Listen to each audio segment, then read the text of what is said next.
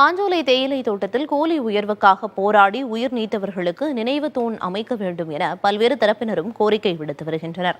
மாஞ்சோலை மக்களுக்கு குறைந்தபட்ச ஊதியம் முறையாக வழங்கவில்லை என கூறி 1998ஆம் ஆண்டு தொழிலாளர்கள் போராட்டத்தை தொடங்கினர்.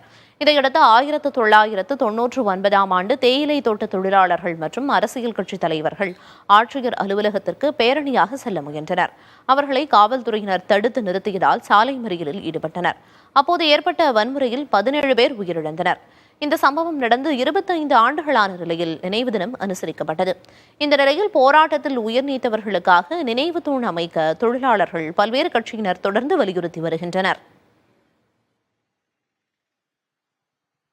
இன்றைக்கும் கூட அந்த நினைவு நாளை போற்றுகிற வகையில் இங்கு இருக்கக்கூடிய அனைத்து அரசியல் கட்சிகளும் அனைத்து அமைப்புகளும் அங்கு போய் நினைவஞ்சலி செலுத்துவதற்காக செல்லக்கூடியது கூட இவர்கள் மாநகர காவல்துறை பல்வேறு கட்டுப்பாடுகளை இங்கே விதித்துக் கொண்டு இருப்பதை நம்ம பார்க்கிறோம்.